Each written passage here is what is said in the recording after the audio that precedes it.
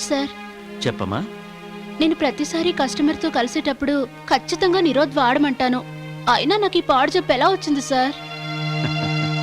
అసలు అది ఎలా ఉపయోగించాలో మీకు తెలుసా? అదేవైనా పెద్ద బ్రహ్మ విద్య సార్? మీలాగే అనుకుంటారు చాలా మంది. అసలు కండోమ్ ఉపయోగించే చాలా మందికి అది ఎలా తుడుక్కోవాలో కూడా తెలియదు. పైగా మీ దగ్గరికి వచ్చేవాళ్ళు త్వరగా పని ముగించుకుపోవాలన్న హడావిడిలో కండోమ్ ప్యాక్ని ఆ చీకట్లో గోళ్లతోనో పళ్లతోనో చింపుతారు. ఆ కారణంగా మీకు వారికి కూడా రక్షణ లేకుండా పోతుంది. అసలు కండోమ్ ఎలా యూజ్ చేయాలో మీరు తెలుసుకోవాలి. కూర్చోమ్మా. ఇదిగో ఉదాహరణకి ఈ మైనపు ఒత్తిని మగాడి అంగం అనుకుందాం. దీనికి ఈ కండోమిని ఈ విధంగా పై రింగ్ వద్ద పట్టుకుని అంగానికి ఇలా తొడగాలి.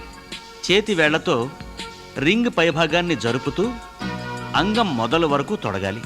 ఇలా అంగాన్ని పూర్తిగా కవర్ చేశాక అంగం చివరి ప్రదేశం వద్ద కండోమ్ చివరి భాగాన్ని కొంచెం గ్యాప్ కొరకు లూజ్ చేయాలి.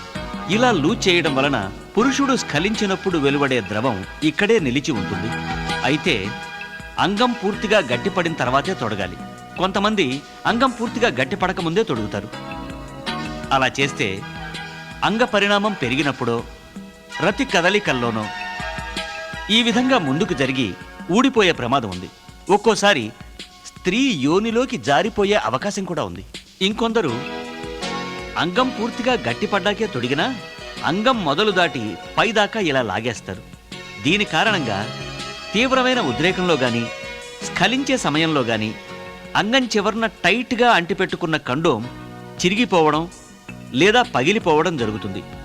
అప్పుడు అంగం ముందు భాగం రక్షణ లేకుండా ఇలా అయిపోతుంది.